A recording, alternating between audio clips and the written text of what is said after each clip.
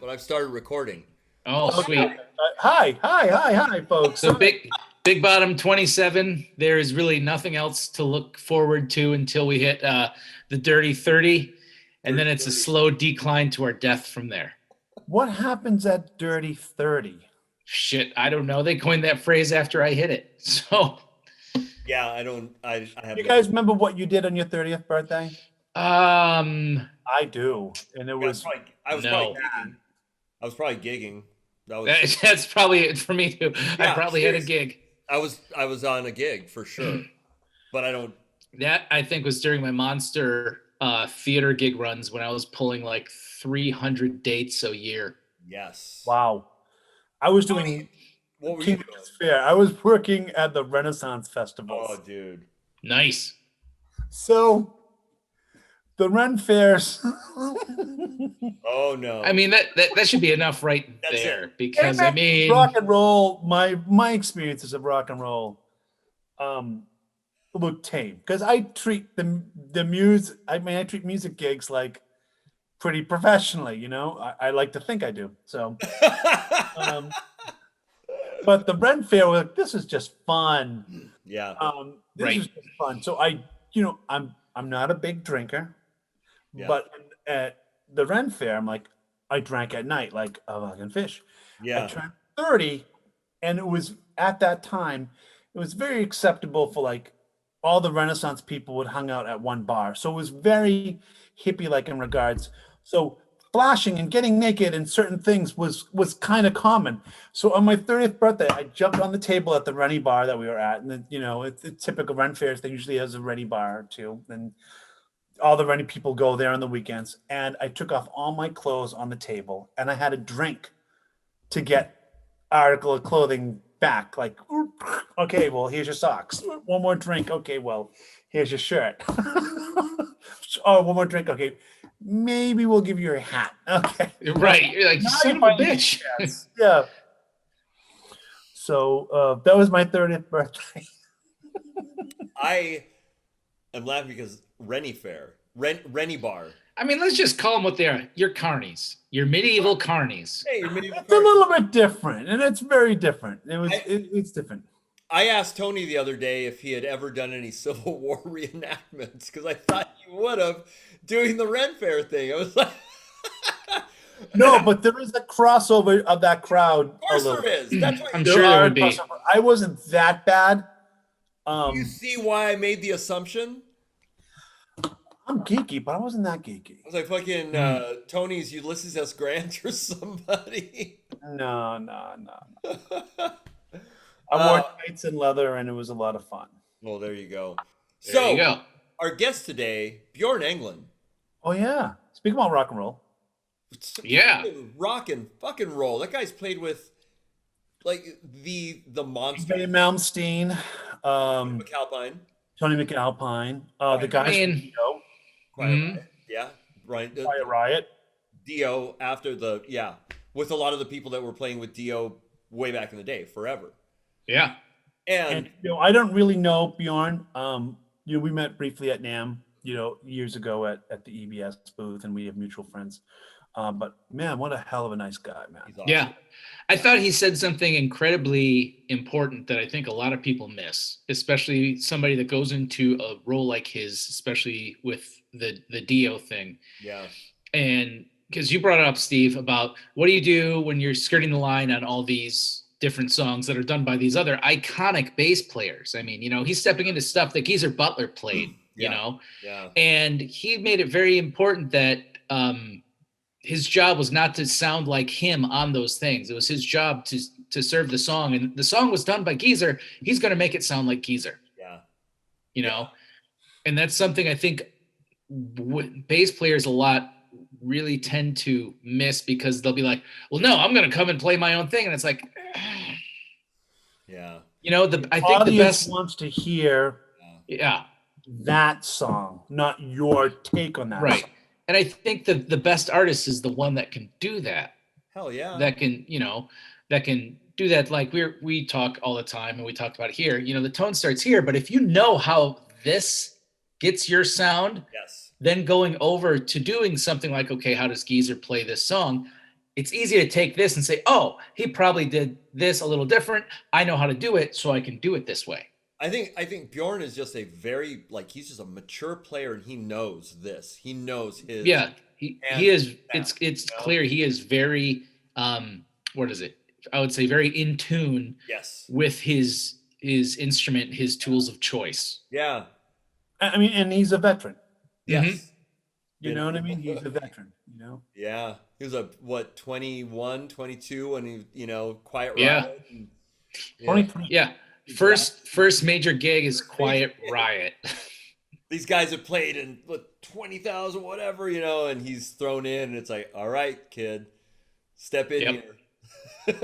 You're in the big time now, kid. Yeah, pretty rad. And he's, it just shows he's just a humble, nice guy, nothing. There's no attitude.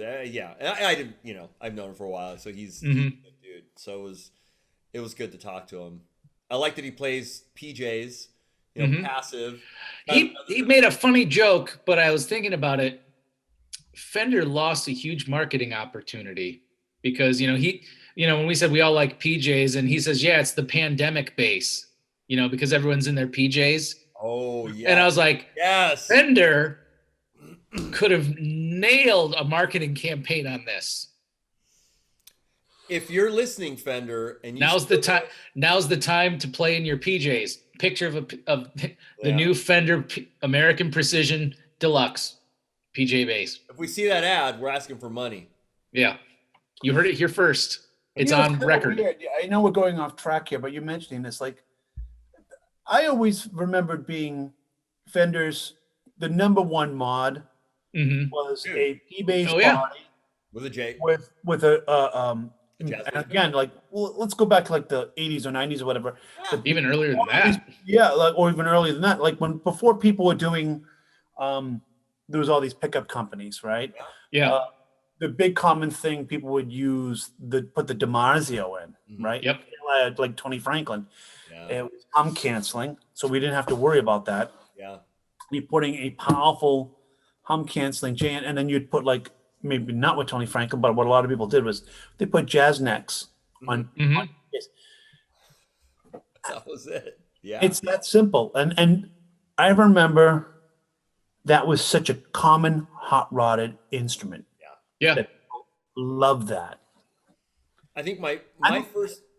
Why not do something like that? Like they had that Duff McKagan was the 80s power bass special. They have a couple. They have like an American PJ. They have. They've all They have a jazz neck on it. But even better is the GNL SB2. I mean, that's Yeah. Well, hands see what down. you did there, Steve. Hands down. Well, we do obviously, Steve. Steve just. Well, I just so happen to. Oh wait. Oh well, look at that. But you're like, wait. Oh, heck, got something right here. Leo Fender. But we have to agree. We have to agree. Well, my first bass was a 76 P bass with a jazz bass neck. Came with it, but the first thing I did after a couple of years, was jazz bass pickup. Became a PJ. Yeah. Just my first real good bass, like real good one, was a Warmoth, actually. Nice. I actually wanted, to have it built the way that I wanted to. Was it a Gecko? No, it was a PJ. It was just a Warmoth. Just Warmoth PJ. It was a Aldo body, EMGs, shallow hardware, Can't go a wrong. maple neck with an ebony board. Yeah, can't go wrong. That's the shit right there. Boom. And I used you go. it for years. It was my main for a long, long time. Cool. And I try to experiment with it by changing around the pickups, and I'm like, I just left it the way it was, Nice. Well, yeah, it was good to see and hear. Bjorn just sticks with meat and potatoes, and good amps too. EBS. Yep. It's been around forever. It's good. Nothing wrong with them. Nothing wrong with them. Quality company. Yeah. Good company. So, all right, boys. On there. Yeah. Yeah. So everybody's doing okay. We're kind of Yeah. what is this, March 9th, and stuff is kind of opening up everywhere. March 10th. 9th. 10th. Oh, that's right. Yep. 10th. So- Get a break, California. Oh, I yes, you. have a new toy that I can break here early because by the time this goes live, it'll be announced. Show it, John. Show it, John. I will show it. We'll go like this. Dun, dun, dun, dun. Oh. Ooh. Those familiar with me already know I've been an Eventide guy for a while, but this is an advanced copy of the micro pitch delay. Whoa. That is one of their landmark programs that they have. Like I've used it on the H9 for a bunch. They've had it on a lot of the other older standalone units. And this is kind of their newer thing that goes, and it kind of is a complement to the Black Hole reverb. That's about the same size as Black. Yeah. And one thing, and I showed you guys that I don't use this term often, and I say it publicly that I absolutely hate it. I think it is usually overused and not completely understood. But I feel that what they did with this is a game changer. And that is they took the presets, put it on a card that you can just slide over the top. That's rad. Right.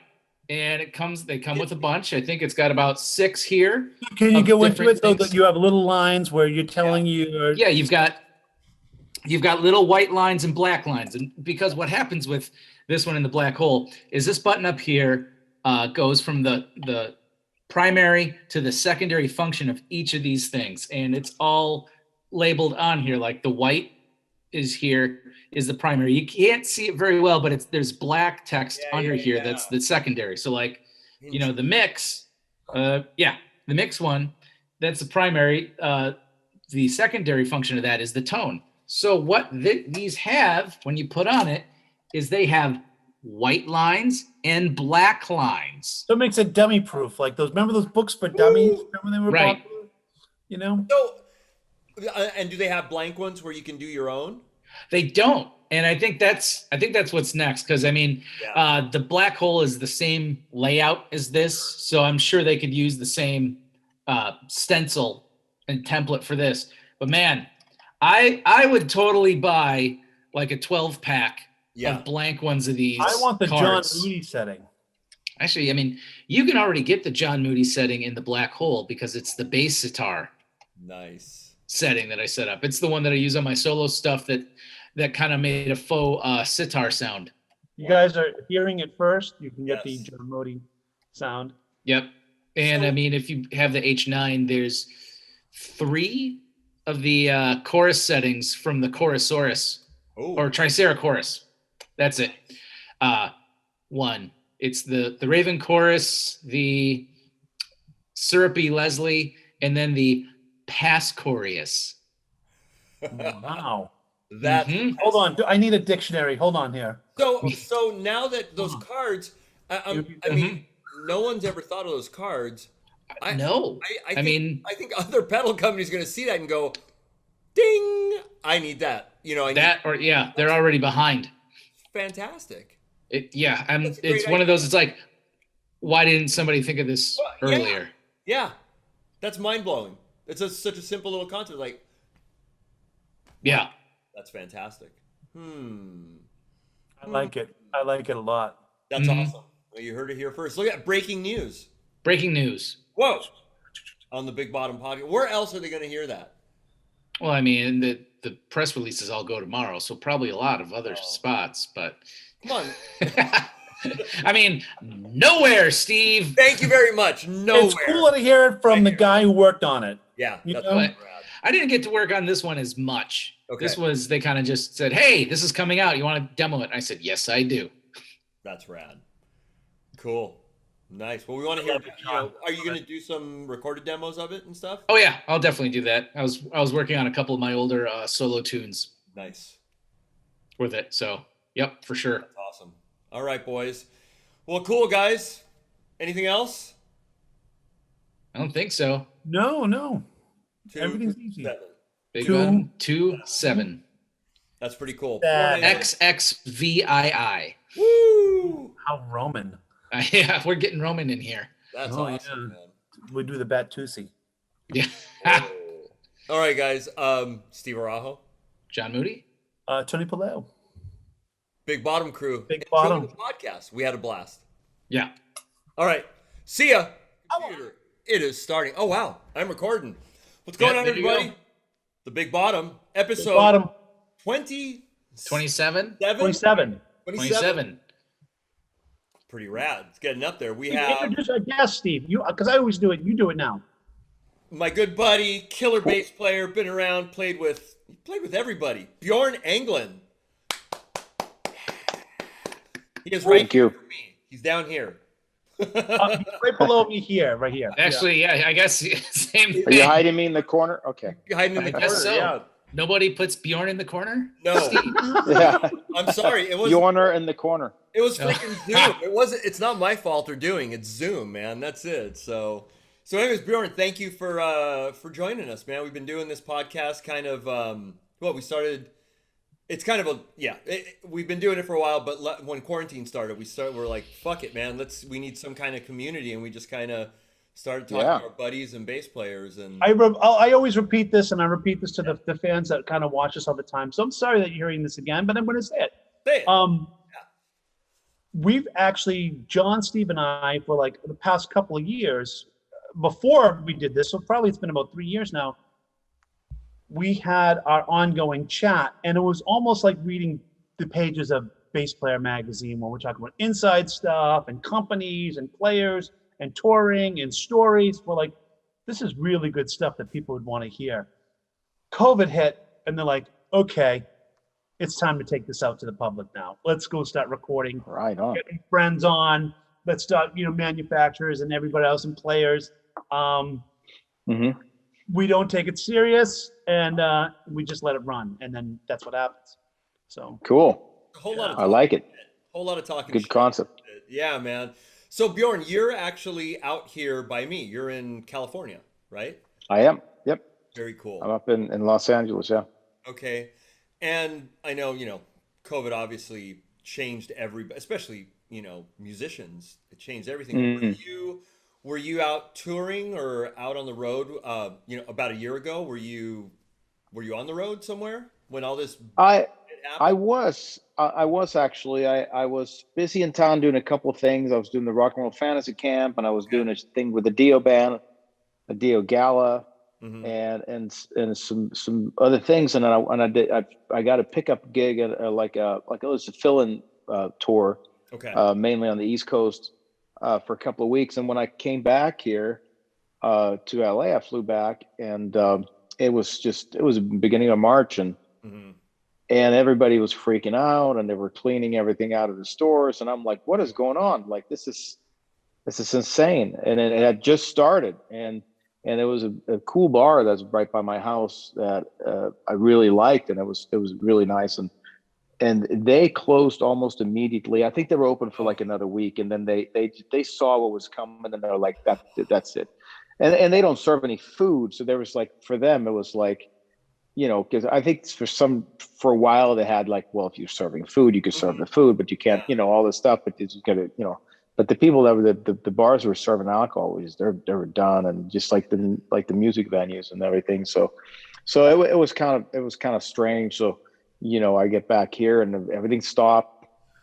Tours are canceled, shows were canceled, everything. And now all of a sudden, there's bands that had just released albums. They were like, well, I guess we're going to start working on the next one. And I'm like, this is insane.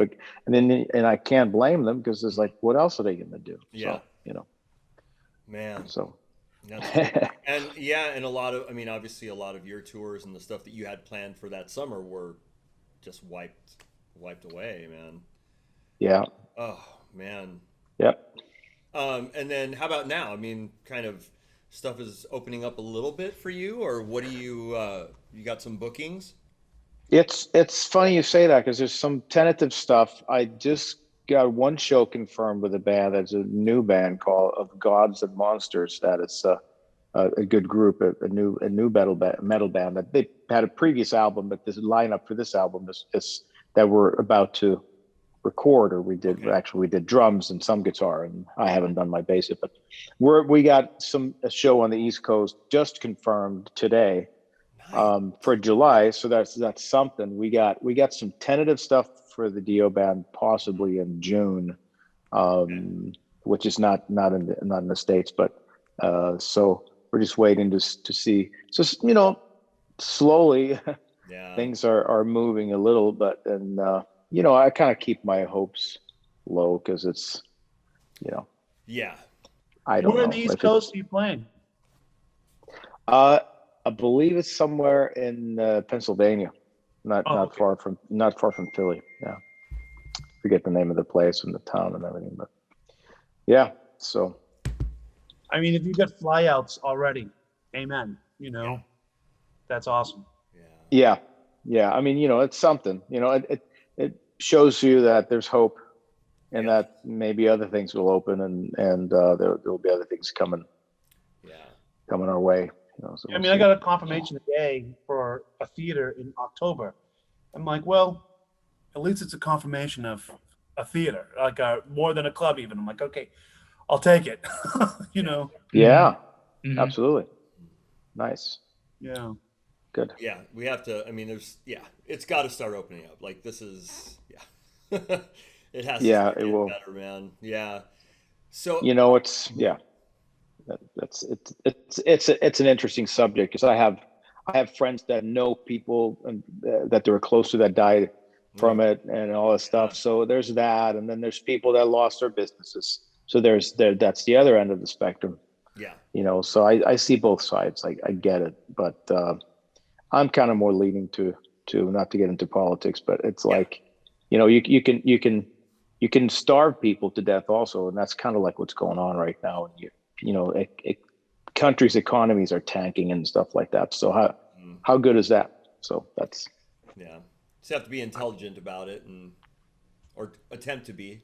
Yeah, it's a right. Completely. Yeah. It really is. Yeah, I see both sides completely. So it's a gray area, really. Yeah.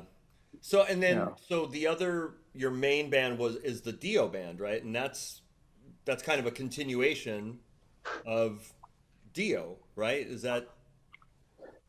It is. Three of the guys were more or less the guys for the last 20 years that the Ron had chosen to be in the band.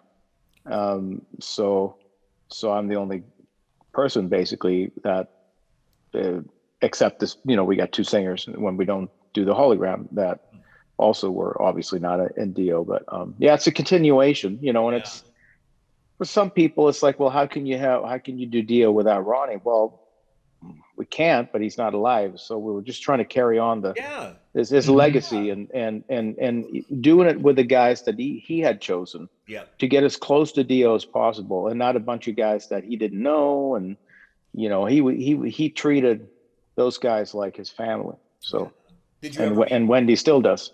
Yeah. Did you meet Ronnie? Met him briefly. I never got to know him, so it's I sort of lived through the stories that the other guys tell me, so I feel like I know him now from everything and all that stuff, and met a lot of his friends and his family and stuff like that. So nice. Yeah, it's pretty neat thing to be involved with. When we do a lot of stuff for the Dio Cancer Fund and stuff like that too, which is really rewarding because it's a lot of fun. It's fun for us too because we get to get together with all our friends and colleagues and other bands and hang out and bowl and drink and raise money at the same time. I mean, what a great idea, so. Yeah.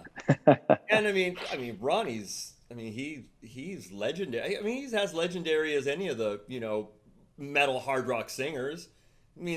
Freaking Sabbath. My favorite in that genre. Truly my favorite in that genre, period. Yeah. Heaven and Hell. Incredible.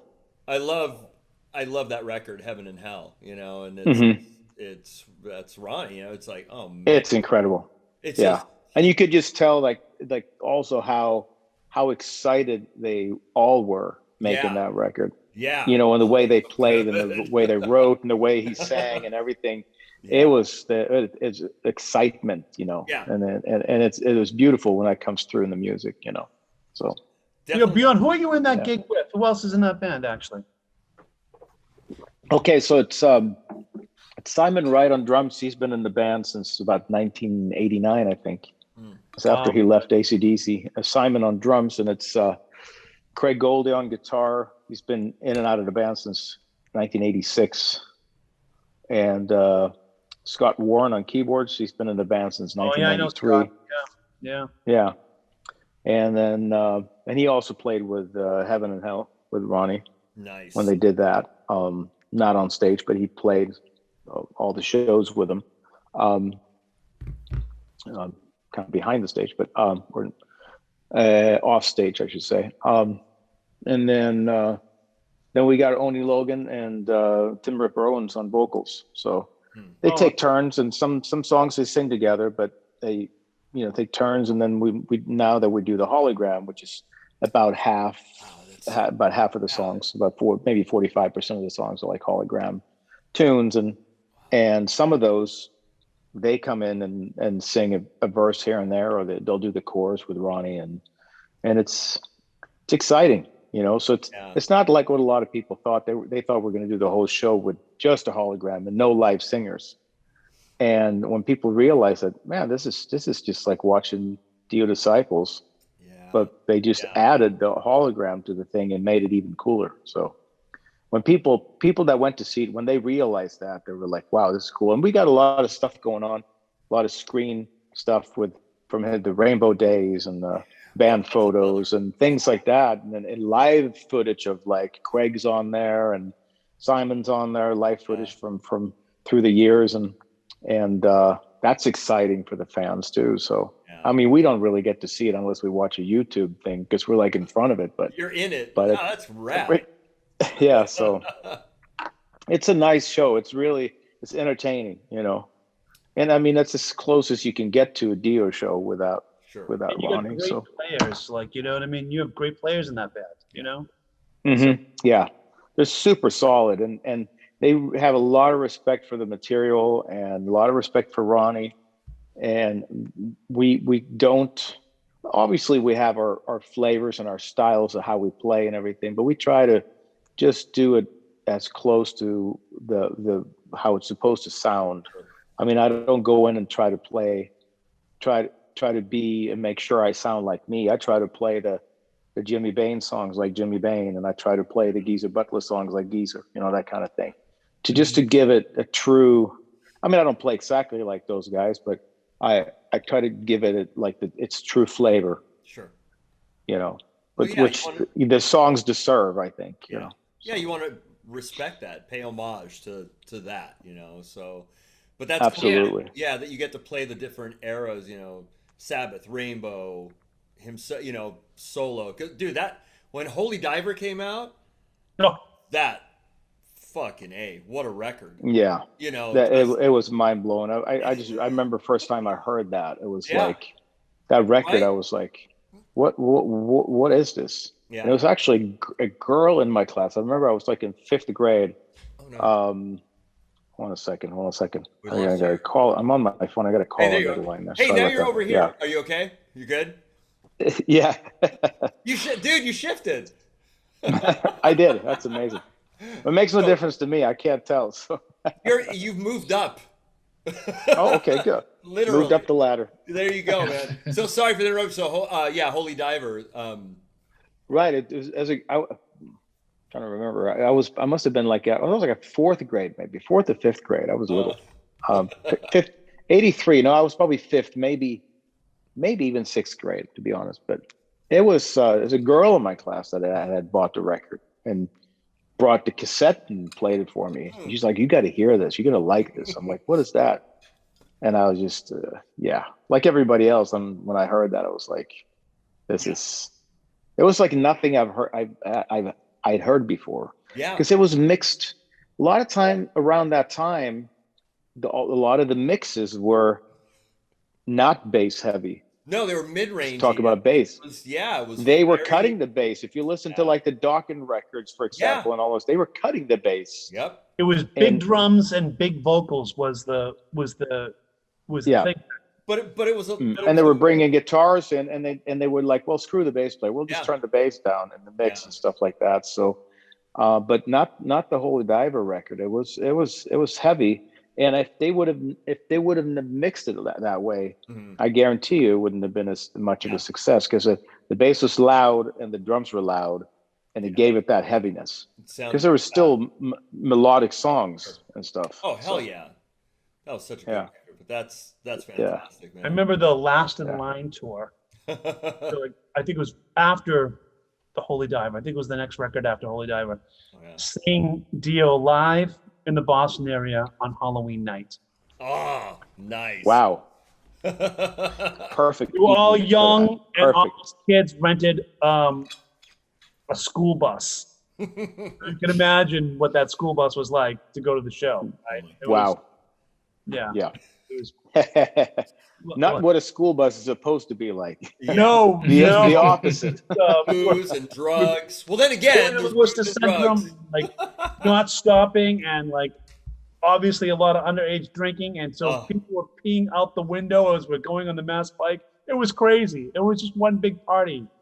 Two there, Wow. seeing the great show, and then the bus ride back home. So it was, I'll never forget Wow. it.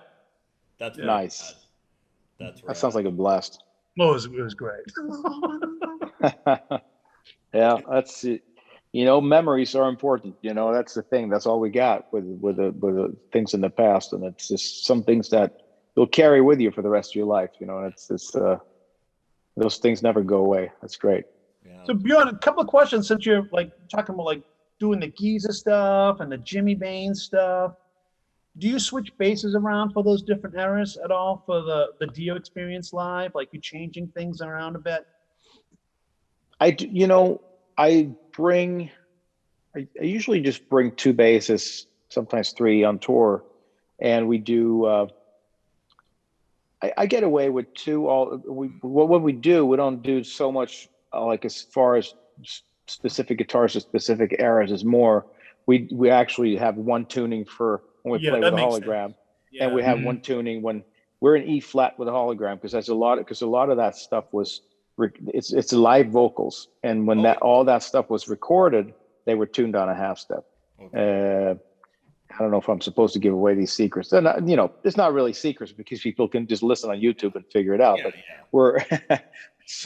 And all the other songs were in D, so we dropped D. Sure. Yeah, and that's kind of like I think what Bronny and Sabbath were, or Heaven and Hell, I should say, were doing towards the end. Yeah, they were in D. So and it seems to work. Mm-hmm. And it's good for the singers too. They don't have to work as it's not as crazy being on the road and having to sing. Not that they're not able to, but it's just That's when people say, "Oh, you tune down a half." It's like, yeah, you go out there every night and scream your ass off, talk to. It's like, no, if it's easier for the singer, I mean, you're doing it how many nights?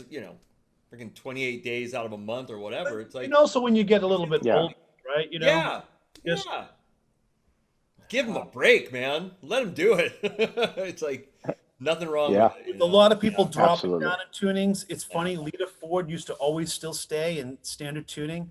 Oh. I was talking to Gary Hoey, who produced one of her records. This is probably like maybe about 10 years ago now. And he's like, Lita, I want you to go a half step down. And she's like, no. He's like, go a half step down. And she's like, yeah, thank you for talking me into going a half step down. Like I can just relax. Yeah. And that's coming from a woman, you know what I mean? Right. Yeah. Right. Yeah. Who it's a lot easier for them to stay in the in standard tuning typically, but Right. And I think that's why she was like one of the last contenders in the heavy rock area that was still in standard, you know what I mean? So right. And it's the heaviness musically too. Like you tune down even a half step, it sounds a little heavier. Yeah. Mhm. The strings are a little softer, and you do with the vibratos and the D can be, if you have if you don't use thicker strings, the D can sometimes be a little bit of a floppy issue with the strings being a little loose and a little rattling and all that stuff. Out of tune issues too, which I'm not as concerned about live, but like when when the strings are loose, and you know how that is when the radius of how the strings move and throws the string out of tune easily and stuff like that. But it seems to work. I kind of learned to be careful. You know, I remember like, I'm in D, I can't be as brutal with the strings now. You know, they don't need as much force to sound heavy anyway, you know, when you tune down. So, well, I mean, you know, being a seasoned player, you kind of make these micro adjustments, which you'll go, oh, you know, you can adjust pretty fairly quickly, you know. So, you know, I think it's more like autopilot. It's just like I don't even have to think about it. It's kind of like just automatically happens. And you know how it is. And you guys have played forever too. It's just, you know, and that's a beautiful thing about, like, you know, getting a couple of decades on your, you know, with that mileage, you just kind of approach things a little differently from experience. So 100% true. Like, I have a heavy right hand, so I usually play 35-inch scale, and then if I play my daughter's 30-inch scale, which is not too often, it's like the thing. It's an instant adjustment. Like, oh, I know, right. I'm really like it. Yeah, like you said, it's autopilot. I'm not going to approach this the same way. I'm just not going to. So yeah, right. Yeah, it's in your subconscious mind. It just does it for you automatically. You don't even have to think about it. It's like driving different cars, you know, or, you know, if you drive, some people drive one car for work and, you know, one car on the weekends and one car during the week, and you just adjust automatically, you know, without even thinking about it. So I always say that 10,000 hour rule, man.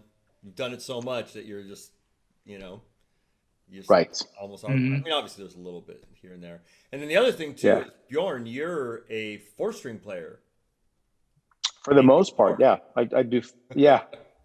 I mean, I play 5-string out of necessity, and I don't mind it. I mean, I like it, but it's, you know, it's 4-string is my main thing. Yeah, definitely. Nice. Yeah.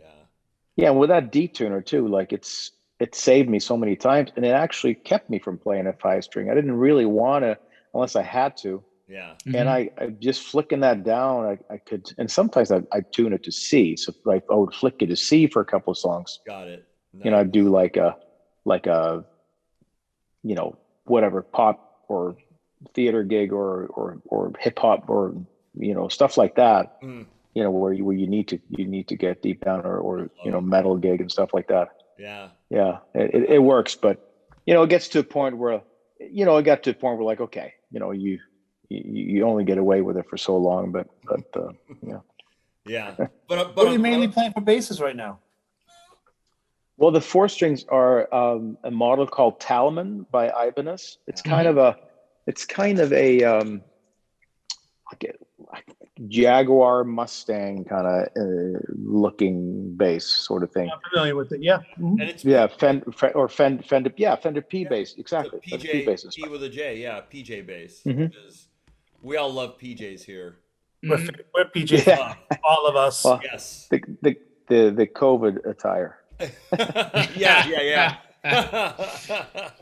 But yeah, PJ basses are kind of we all have this affinity for them and love, you know, 4s and 5s, PJs. Something about them, just the perfect combo, you know, of pickups, and they work. No one complains.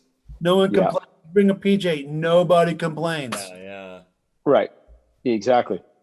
You get the sounds and the tones that you need for specific songs, and absolutely. I mean, as a personal preference, I use the P pickup 90% of the time. A lot of bands that I play with, a Dio band or my own band, Soul Sign, or, you know, any kind of rock or metal. That's mostly what I do live and the studio. But as far as, you know, there's times when I just know that the song needs the bridge pickup or the more of a nasal kind of snappier sound, and you know, and especially the 5-string, really, you really benefit with that, with a bridge pickup for sure, you know, and even an active preamp and all that stuff, which personally with the 4-strings, I don't use an active system, but that's just my preference.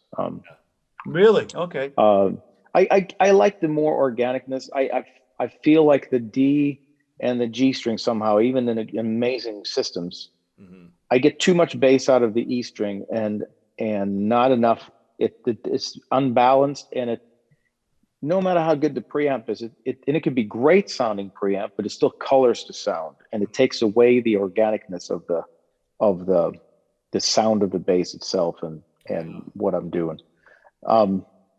Some people that play like they'll play like Spectre basses or something like that would probably disagree with me, because that they're looking for that sound. They need that preamp kind of sound. Yeah. Yeah. I mean, you're looking to get a sound like, Queensryche's Empire, that kind of tone. I mean, yeah, okay. Well, you're probably looking for a Spectre bass or something like that. But it's just a personal preference, really. Getting good pickups and loud pickups and bringing them close to the strings without getting any distortion or clipping and stuff like that. Is there a particular brand it works for me. you're using then? Are you using a particular brand of pickups with these? Right now, Seymour Duncan's. I'm always trying to remember what they are. I think it's Hot P with the quarter pounder J. Nice. Oh, nice. Okay. That's you don't need a preamp. Right. You got balls back, because usually on a PJ we always talk about it, because we love them so much, that jazz bass pickup, depending, it could be a little bit anemic. So that quarter pounder is definitely going to give you that the balls that you need to keep up with the P pickup, Right, exactly. And that's the reason I got it, because it has more bottom end, so I wanted to balance it. I was basically looking at the scheme. I mean, I tried them before, tried different Seymour Duncans, but just that combo, I was kind of looking at the schematics as far as like, okay, how much bass is in this one? And I wanted a P pickup that had a lot of mid-range. So I like that. And I don't need a lot of bass out of that. I'll get that through the amp anyway. So, but the one problem I tend to have is because of the position of the jazz pickup, it doesn't have almost ever enough bass. And I try to bring it up really close to the strings, and it's still really hard. So by doing different types of pickups, I kind of solved that a little bit. I would have loved to move the jazz pickup closer to the P pickup. And that's what I've done in the past. And on my P bass, I did that, and it seemed to work pretty well. And I brought it up really close to the strings too. So when I just balance between the pickups, I don't lose all the the low end, because then it's almost like I have to step on an EQ pedal or something to compensate. And Yeah. So but, yeah, like Tony was saying, Pat Wilkins, his pickup on a PJ, he moves the J pickup almost so that the little where the screws go into are up by the pick guard, and that solves it, because it gives it the balls. It's a little closer to that pickup. It's really nice. Yeah, makes a lot of sense. Yep, absolutely. His PJ is one of the I think pickup positioning is what has not been played with the most. Yeah, I think that's the least thing that's been experimented with, and I'm a big fan of let's kind of move this around, Yeah. He's nailed absolutely it. Yeah, he's definitely nailed it. And Bjorn, and that's the thing too. Whenever I talk to students about that too, and they go like, "Well, what about the picks up?" They have questions, and I go like, and then I explain the whole thing of like how there's more bass closer to the neck, and there's more treble closer to the bridge, and the pickup positioning is more important. And I tell them, listen, look at a jazz bass. You roll off and you only use the neck pickup. It kind of sounds like a P bass. And I said, it's not the type of pickup, it's where you put it that's going to give you that character more than anything. So that's absolutely right. Yeah. Kind of elaborate a little bit on that for the listeners here, but I mean, you guys. No, we geek out. We go in tangents, because our audience is mostly bass players. Not all, nerds, but right. We are nerds. So that's it. Yeah. It's right here. Let me. I was waiting for Steve to run off and get it, because I thought he still had one. Yeah.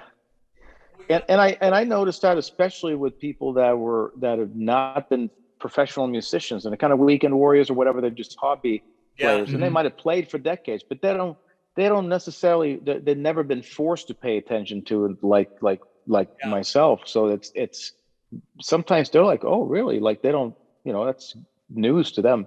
Right. So This is the Wilkins. This is a 5-string, but see how Look where the J is. oh yeah, it makes a lot of sense. kind of solves the problem, and it's just fantastic. So And I like even the way that Ivan is used to do it back in the day, where they flipped the P Yes. pickups. Yeah. Where, Oh, so yeah.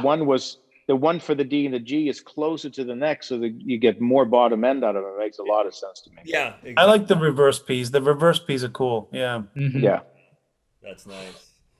Yep. What do you use it for backline then? For what's your amp situation? EBS. Sorry, Steve. I've been No, I've I been like using I've been using the one called the Raidmar 750, which is a tiny amp, but it's loud. It's about 750 watts, and and most of their amps are pretty simple. They don't have a lot of knobs. Sure. One mid range, which sometimes two would be nice, but it's a great sounding amp. I've been using that a lot. And then they came out with a new amp called it TD 802, I think it's called. Really loud. It's kind of like a continuation of the big head called the TD 660 that they had before. Mhm. But some upgrades, more mid-range possibilities. Trying to remember what else they got. That's sort of new. So You've been another little years, right? little. I'm sorry. You've been with them for years, right? EBS. Yeah, I'm going on. I think it's 18 years now. Wow. Wow. Awesome. Oh. Yeah, They make great stuff, man. It's they really do, Yeah. and it's almost like, I knew they were good, and then once I started endorsing them and playing them, and immediately I was like, oh my god! And then it was hard going back and playing other stuff because I was spoiled of how good. I mean, the amps and the cabinets and just everything, and the circuitry and how the compressor worked in there, and how natural and smooth sounding the built-in overdrives were too, and all that stuff. It's you can't really beat it. There's no mud. Like too many amps had. I shouldn't say that. I mean, there's some good amps now, but back in the day, there was too much of that really muddy, rumbly, overemphasized low end to where I mean, it's hard to really get a distinct mid-range and a punch out of the amps and stuff like that. But that's something that I fell in love with, and also the transparency of like, and some people don't like that because their amps and the cabinets are really representation of the bass player. They don't really color the sound too much unless you start tweaking them. And some people don't like that, especially if they're a little sloppy, Yeah. So when you get guys like Marcus Miller, and he was like, "Oh my God, I love this. This is what I need." You know what I mean? Yeah. Well, So- and EBS is, I mean, they've been around for a while. They're one of the kind of earlier boutique, you want to call them, if you want to call them boutique, but they've been around for a long time, man. They're good. Yeah, they've been. Yeah. 1988, they started, and I remember working at a music store back in Sweden. Back in 1990, I think it was 91. Yeah. And they were new, and I remember blowing up a couple of power amps, and I had to call their office. So I kind of got to know them over the phone a little bit. Oh, that's cool. And it was kind of embarrassing. Like the second time around, I called 2 weeks later. I blew another power amp, and I'm like, okay, this is not going to be good. You know what I mean? So, oh man. So I kind of got to know them that way a little bit, and then, but their stuff was good, and I started opening my eyes to. But it was the stuff was new, so they were still experimenting a little bit with the cabinets and the heads and all that stuff, but they always kept the integrity of like, they didn't jump into things and try to make cheap amps to sell stuff and none of that stuff. They always kept the quality first, and really kind of worked out for them, And So- reliable, I'm sure now, like just stuff works, and there you go. Yeah, very reliable. Yeah. I played, So- I think I borrowed for a while one of the Fafner heads. Didn't they make the Fafner? Was that FAFNER? Yes. I borrowed. That was the big one. Yeah. Yeah. great. I just borrowed it and used it, but it was like, holy shit, this thing is fucking rad. It was really Monstrous. Yeah, good. that had a lot of character. That wasn't so much like, like a clean, Yeah. very like that. It had some SVT-ish. dirt and growl. Kind of Yeah. SVT-ish, but it was great. Yeah. Yeah. I think I borrowed it Yeah. for some gig or some run or something like that. I was like, damn, Yeah. this thing's Rock players especially loved that head. It was Yeah. monstrous. They stopped making that when the Fafner 2 came out, which was a 2-channel head. okay.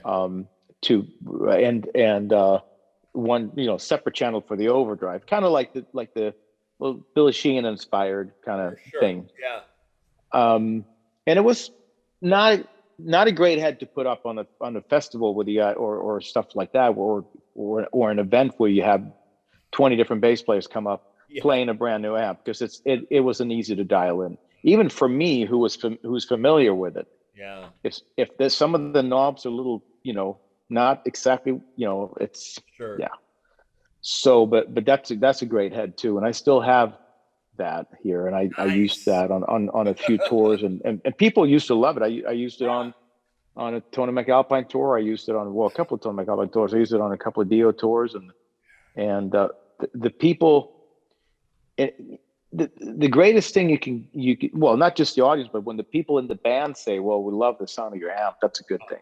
So, yeah, because they don't necessarily always pay attention, well, Bjorn, I think we talk about this all the time, where the tone starts here, and I think for absolutely that you get that, because Mm-hmm. you're not coloring your tone like us talking, and I've seen you play, so it's like you use this a lot. So this is your sound. And I think that, like the basses you play, they're passive. I mean, this makes your sound. Obviously the instrument does and stuff like that, but you could play any festival, whatever the fuck, plug in, and you're going to sound like because you know how to do that. I don't know. That's just, I think that's.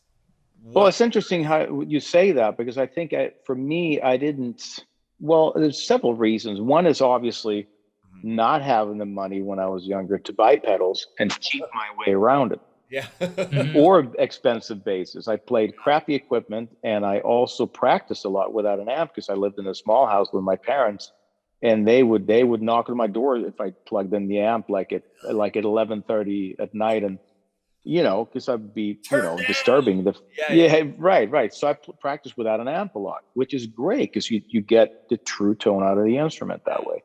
So I had to work hard, and I played a lot of gigs, a lot of loud gigs. I also played a lot of gigs doing different styles of all sorts of different styles of music, where I had to use my hands dynamically, not just be loud, but also be quiet. And that was my way of controlling my sound for years and years. So, and I think it paid off, where now people go like, well, sometimes they watch me play, they're like, well, it looks so easy and you don't move your hands a lot. Well, it took me a lot of work to get to that point. I had to work really hard and work the muscles really hard to get to the point where I don't have to use them, that kind of thing. So it's interesting, but like, I think back of like how, it takes years to, I could think of time periods where I was good, but I didn't necessarily have the experience of like being at the level I'm at and stuff. So putting the time in, you were young, but I'm sure you sounded great and fantastic. It's just, in hindsight, you get older, you're like, oh man, I got some miles on me. I can do this. This is old hat. I plug in and I know how I sound. I can plug into whatever. It's fine.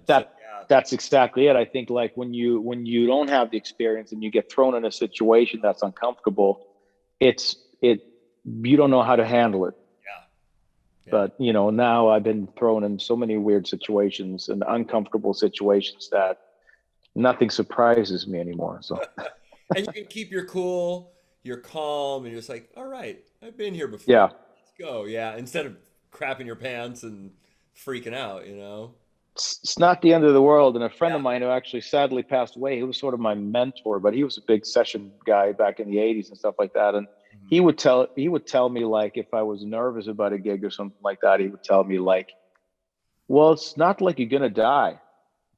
something goes wrong, you're not going to die. And I've thought about that, and I still think about that sometimes. And go like, nobody's going to die. Yeah. Yeah. You know, it's okay. It's entertainment. Like, Yeah. so it's important, I think, sometimes for players to remember that, to not be too nervous about stuff. Sometimes just kind of do your best and have fun, and that's all you can really do. You know. So.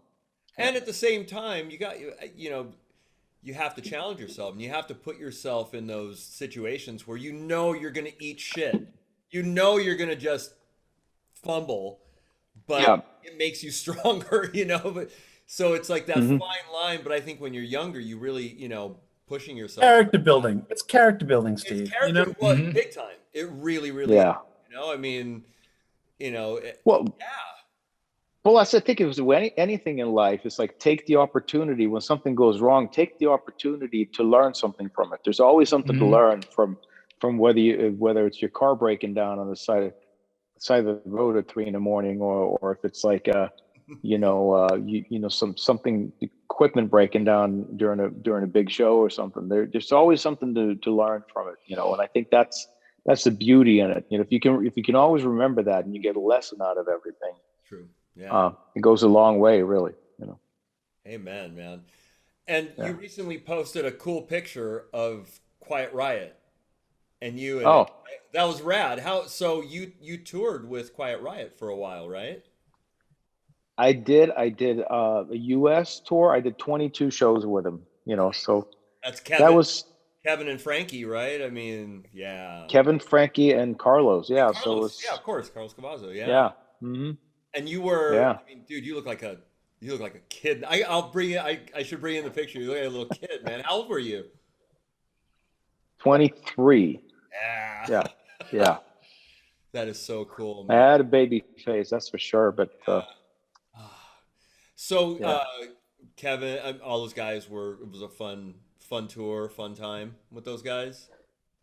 You know, it was there was it was interesting. You Yeah. know, it was Yeah. yeah, stuff happened, and it was, there was uh, I don't know how to put it. It wasn't necessarily smooth, you know what I mean?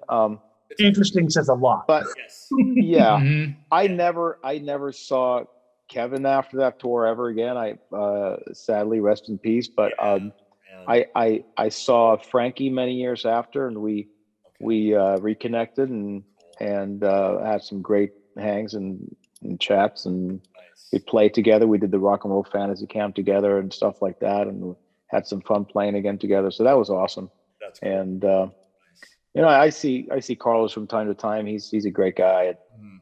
and yeah. So I mean, and anything you learn from it, and it was in a way. I mean, that was my first big gig, and it was intimidating. Those guys were like twice as old as me, almost. So it was, Wow. and they had done all the world tours and all that stuff. So Hmm.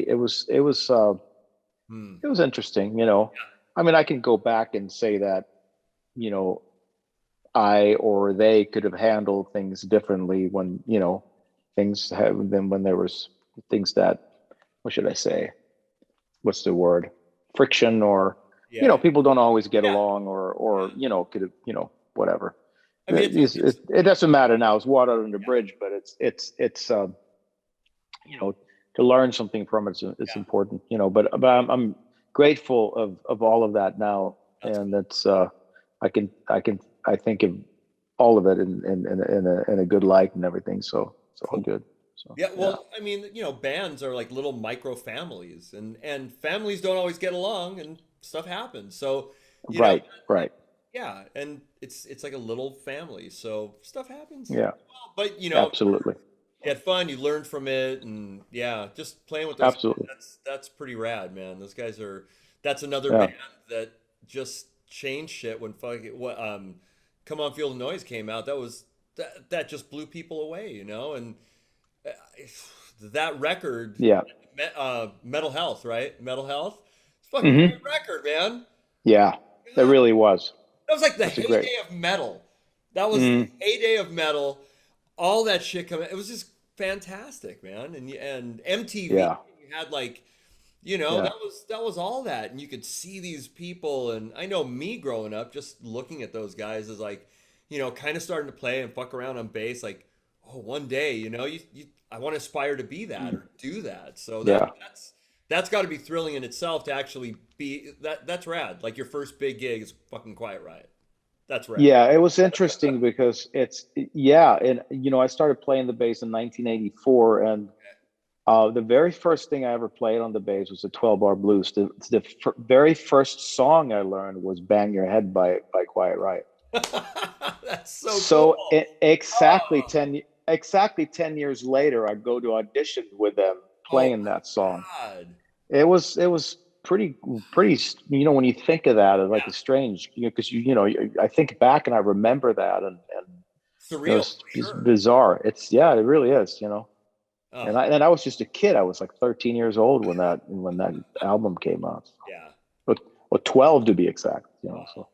That's so cool, I man. remember meeting yeah. Kevin at the Rainbow, Oh, and the table like two tables down, and you could hear his voice loud and clear, like holding court at the table he was at. Like like, and I remember someone being with me. I forget who was with me, who's not a rock person, and they're like, God, that guy's loud. I'm like, yeah, I I know who he is. And I by the gotta, way, you listen know, to this record. Yeah. Fucking turn that shit up. and you could tell distinctively it was him, and it's like so. He did have a unique voice, that's for sure, and a very unique personality too. Yeah. So yeah, Yeah, he always wanted to be a rock star, and then he became one, and he lived it, and Yeah. God bless him. Yes. He Absolutely. some people don't get a long life, but he had a good life. So This guy lived it to the fullest, man. That band. I mean, hmm that's absolutely, so yeah, that's rad. yeah. Are you doing much recording at home and stuff, Bjorn, or do you do recordings like home I recording? do. I've been doing quite a few sessions. Not a lot of full albums lately, but just Okay. songs here and there. And that's kind of like the people do a lot of singles these days, it seems Yeah, like. But yeah. so I've Well, been doing quite a good amount of that since the pandemic started, and I'm grateful for that, because it's what else would I do, and then yeah, I do some online teaching and some stuff like that, cool. and some lessons and things like that. But yeah, it's And we can't and complain. yeah, and we do get nerdy and stuff. What do you record on? What do you like? Logic, Pro Tools, or do you? I'm a Logic guy, so Nice. Hmm. Yeah. yeah, yeah. Logic works with my brain too. It's Yeah, I like Logic a lot. it was frustrating before I learned how to use everything and get into, because I mean, there's so much you Well, can there's do, and yeah, it's it's endless. But before I got into like the editing and all that stuff, and I would get stuck with, and how do I fix this? And it was frustrating, and still is frustrating sometimes. But I kind of like when I walked in. I remember walking in before I started recording digitally. I walked into an Apple store, and just to try, because a friend of mine he's a songwriter producer, and he swore by it, and he said, listen, you get more bang for your buck, and yeah. everything's included, and you get a lot of stuff, and you don't have to keep adding things. And then Apple had just bought Logic too at that point, so I was like, well, that makes sense, because then it's going to be compatible. Yeah. And I'm like, and I remember walking into an Apple store, and I was noodling around a little bit with it, and I was like, and immediately felt natural, and I was like, this is well, it. Because I was going between that and Pro Tools, and a lot of people told me, Pro Tools is industry standard, you should do it. And and I made and this is not something that I do, but my girlfriend at the time said, why don't you make a list with pros and cons and which one? So Pro Tools, 9 things said go with Pro Tools, and one thing said I had one reason to go with Logic. But my intuition told me to go with Logic, and I did, and I never looked back. So Yeah. Well, we talk about that where certain yeah, programs are more intuitive to certain people, like I tried Pro yeah, Tools back in the day and my brain just it couldn't handle it. I can't do it. So Logic just worked. And, we all use right, different DAWs that, you have to try it and see what works for you and what flows, yeah, what's your workflow. So yeah. absolutely, yeah. Any particular direct boxes or anything that you use or I do. I've been using the new EBS. I have to think about what it's called. Microbase 3, because I had and it's really cool. It's really, really great. A huge step up from and the 2 is great too. I just used that for a session not long ago, and it's actually really good, really cool preamp too. This one has more options to me. It has a great overdrive section and a little more flexibility with compression and things like that. And it's got a built-in tuner, which comes in handy too. And it's precise and it's cool. So I used that. I used the EBS multi-comp compressor in there. And I'm trying to think what else I got in there. Those are the main ones I use, and then I got the Billy Sheehan, which is also made by EBS, by the way. Signature drive. Okay.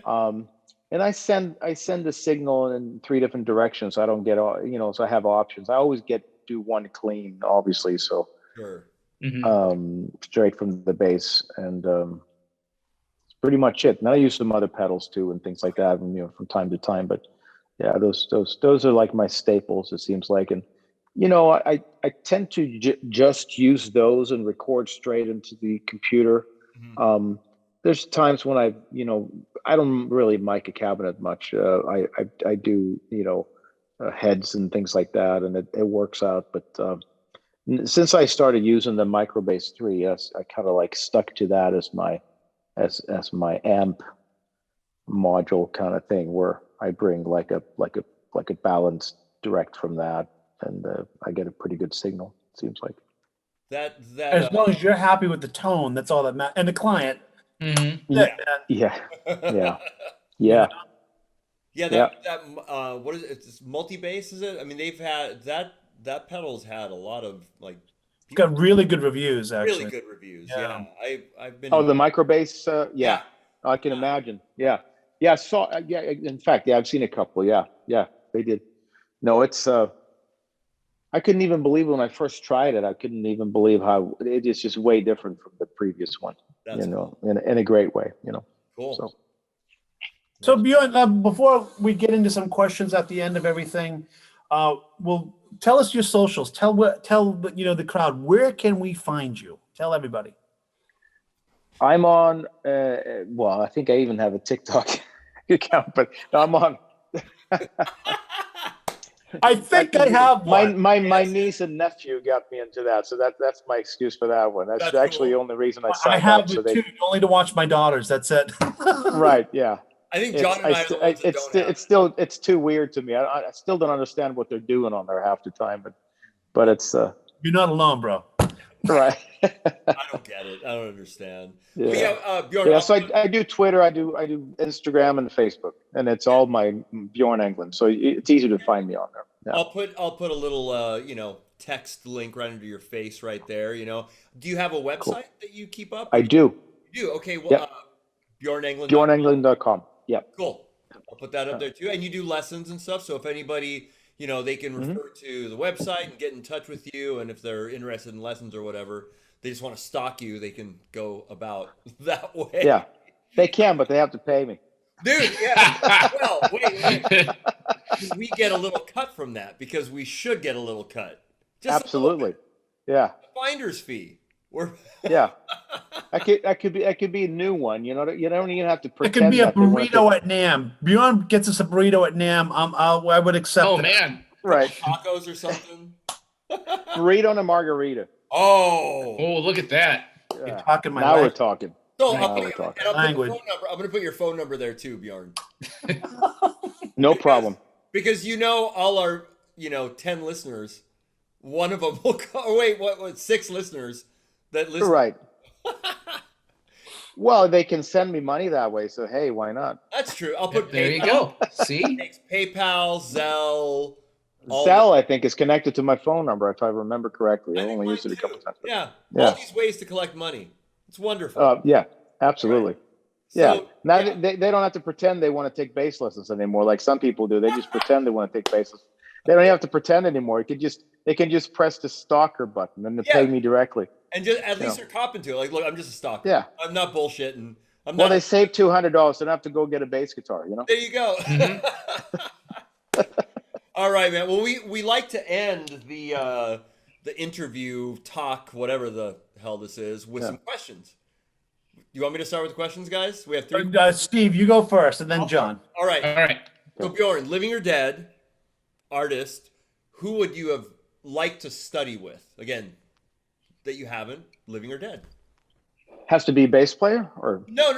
No, anybody. It's kind of Anybody. open-ended. Yeah, we kind of say artist, but it can be anybody who you admire that you would have loved to study with.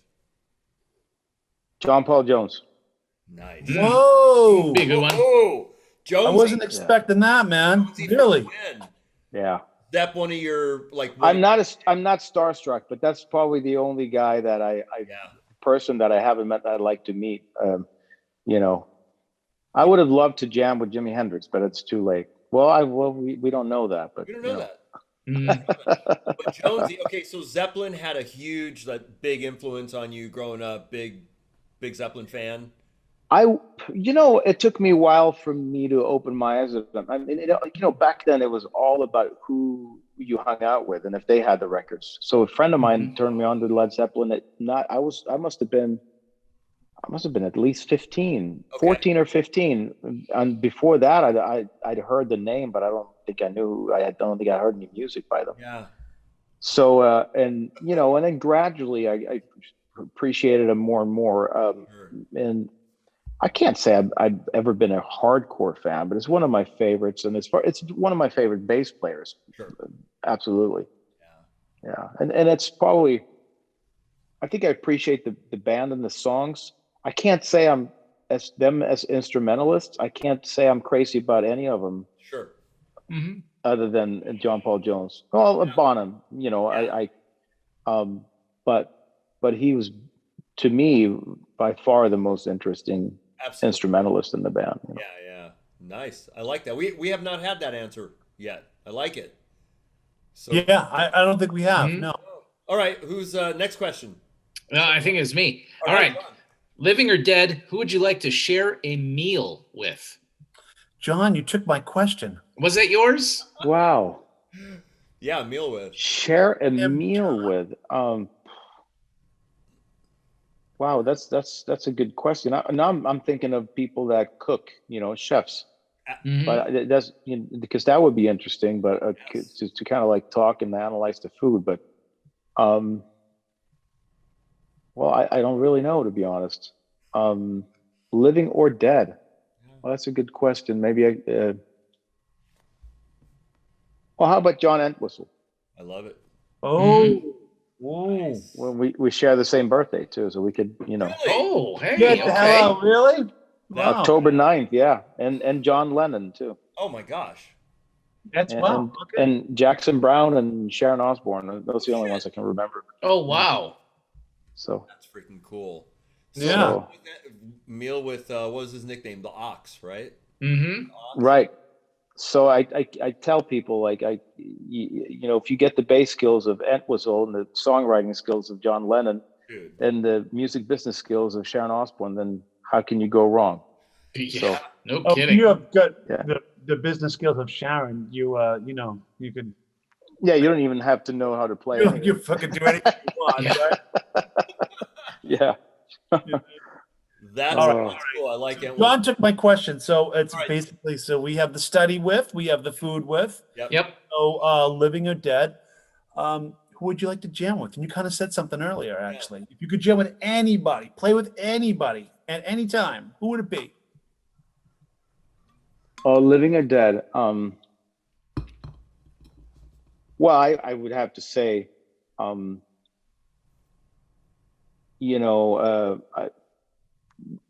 would probably like to jam with them at the same time. Jimi Hendrix, Eddie Van Halen, and Jason Bonham.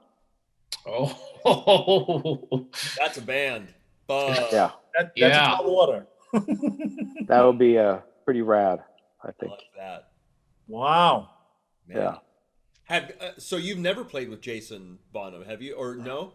I have not. No, Oh, okay. I'd love to, but no, I haven't. Yeah. Jason, if you hear this, Yeah. Look up Bjorn. call them up and stalk them, play with them. Yeah. That's a monster band. But yeah, Hendrix. I mean, obviously, like Hendrix is, yeah, just one of the. Just a jammer. I like that. And that's, and it's funny that I just thought of that now. Like I was going to say Uli, he's like that. And in fact, I just realized he's actually a big Hendrix fan, but he likes to improvise and stuff like that. And, Yngwie does too, but Yngwie, that's something we do at sound check, and we're, not so much rehearsal, but we had a long sound check and stuff like that. But, when you play the show, you play the songs. You don't really, there was not a lot of jamming going on. Sure. But I kind of like what Hendrix did and Zeppelin too. Would they take a 5-minute song and turn it into a 12-minute song? It's on the fly, just because they felt like it. Yeah, it's one thing missing today, man. One thing missing, and I'm almost hoping that post-COVID that there'll be an appreciation for progressive and improvisation again, and real artsy aspects, and instead of the like little 8-second videos that just get your attention for a second. No. Let's Well, it's funny you say that. Yeah. Well, I think a lot of it, like since digital recording, everything has been so perfected and overproduced, and people are so concerned about going out and playing everything perfectly. And somebody makes a mistake, they make a big deal out of it. And I think that, like, I would like to flip the table completely and go back to like having fun and a lot more improv on stage. Spontaneity, why not? Yeah. Life's too short, I think the audience would really appreciate it too. Because they would know that they can see every show on YouTube. They would go to the show and go like, oh, wonder what's going to happen tonight. Yeah. Well, and Zappa, who had a real exact, expected all his players to read really well and know all these different styles and had these high expectations, would still improvise every night live. Yeah. And he's like, every night there's going to be something that's a little different. We have a script for certain things, but we're going to open up, X, Y, Z. And it'd be great to see more of that. I would love to see that, And I mean, absolutely. When you talk about just skills and becoming a better player too, like that elevates the skills. The more you do that, your ears are up. Like you have to have that, as opposed to being in this box, this thing where you stretch out. That like, whoa. You learn to listen to other players. Yeah. You learn to listen to other players a lot more. To me, that's for me, being a musician and being an artist, that's part of it, is improvising. And I miss that, and I like to have moments like that on stage, and to be able to be an artist and a painter and a creator every night. That way, I think touring would be a lot easier for a lot of people. You're playing the same songs, and it's great. The songs are great and it's enjoyable. And to be honest with you, like I think most of us agree that the most important thing is to know that you're traveling with good people, that you're dealing with 22 and a half hours off stage. The hang. The hang. Yeah, the hang is very important, but even like just like the on stage experience, to be able to create every night and utilize that as a musician, I would really like that,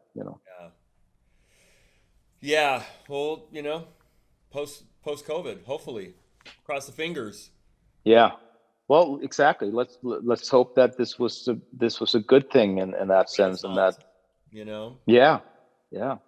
So it's going to be that's a good point, and it's going to be really interesting what's going to happen, and it seems like already people have become more creative with what they can do online and what they can do, and people have started thinking more about like what kind of merch they can sell and stuff like that, and more ways to get around the fact that we can't sell recorded music anymore. So thinking outside the box, literally and figuratively, just okay, well, we have this thing that's an obstacle. Let's get around it. Let's figure this out. So you picture what 2022 is going to be like when everyone can see each other in the same room again. Oh, if you're going to lose their shit, it's going to be awesome. Yeah. Damn 2022. I think people it might be the other way around, where people are so used to enjoying themselves that they don't want to deal with other people anymore. I think you're going to see both. Or they're germophobic. Yeah. I think you're going to see both camps. Yeah. I'm not. I'm gonna go squeeze every motherfucker that lets me. You know what I mean? Yeah. I mean, It'll seriously, be, it'll be nice to be able to hug people again, right? Yeah, man. Yeah, definitely. It's Yeah. it's been a crazy year, but I think we're starting to see the light at the end of the tunnel. I think so. To be honest.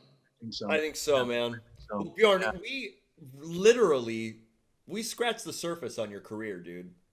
You've done so much and played with so many people, man. Let's we'll definitely do this again. We'll have you on again. Mhm. Sure, Matt, you know what I mean? Have you on again, dude? Because and That'd be great. Thank you for coming on here and just joining us and talking. But I've No problem. we've all kind of known about you and known your career. It's awesome, man. Just I think I met you at EBS years ago. You know what I mean? yeah, and just playing with these legends and these people that just made it's rad, dude. So really appreciate you coming on and talking to us and giving a little insight. And I'm sure everybody's gonna love hearing it. So yeah. Mhm. Well, thanks for having me. I really appreciate it. Absolutely. It's been awesome. That was fun. Yeah, cool. So at this time, I don't know if Bjorn knows, but we all know that we go in the green room. I actually stop recording, and we still keep talking shit. It's private time. This is where we tell all the stories that we can't tell online because we're not recording. So Okay. All right, man. All right, Big Bottom, Bjorn Englen, thank you so much. We'll see you guys. Bye-bye.